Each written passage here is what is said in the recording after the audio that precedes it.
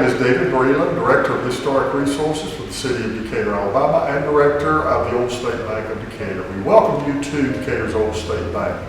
This is the oldest bank building in the state of Alabama. It was constructed and the bank began operation in 1833, so this is the 180th birthday of the bank itself. The bank is constructed in a combination of classical and Greek Revival style. It is an early example of Greek Revival style. It is sometimes described as being Jeffersonian in style because Thomas Jefferson, one of the country's first architects, as well as being president and many other important positions, was a proponent of this type of architecture. The bank ceased operation as a bank in 1842, and it has held numerous roles in the history of Decatur since that time. During the Civil War, this bank was used as a Union Field hospital, and by many accounts, the bank's vault was used as an operating room by Union troops. The bank has been listed on the National Register of Historic Places for many years, and in fact, it and the first courthouse in Alabama, the Somerville Courthouse, were the first structures in this county to be named to the National Register of Historic Places. The bank is of a very unusual architectural style in another regard, in that it is a bank downstairs and a personal residence upstairs. The reason for this was that the bank's first cashier was ordered to live in the bank and provide security for the bank.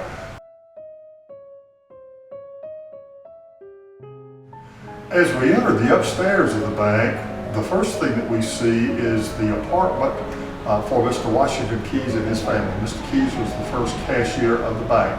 The very first thing that you enter is the central hallway. This is a hallmark of great Southern buildings at this particular point in architectural history. They would have high ceilings, wide walls, and generally a door on either end of the room in order to provide for air circulation, and specifically this was used in the summertime to provide a crude form of air conditioning for the bank.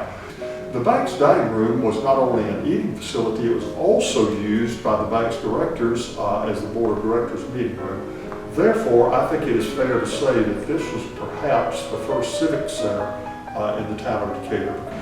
We're now in the bank's parlor, which of course would be the equivalent of today's living room or den.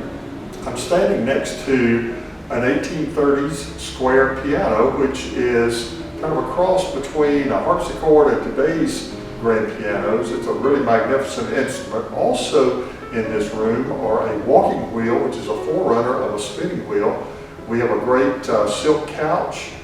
We have a game table that would have been used by the banker and his family in the 1830s. This was basically an entertainment and a reception room.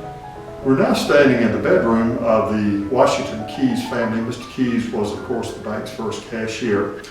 This bedroom features a rope bed. A rope bed, instead of having a mattress and box springs, has a series of ropes to provide the support for the person sleeping on the bed. Would have had a very thin mattress, which would have been filled with either duck or goose down or straw in some instances, and of course would have had a cover on the top of it.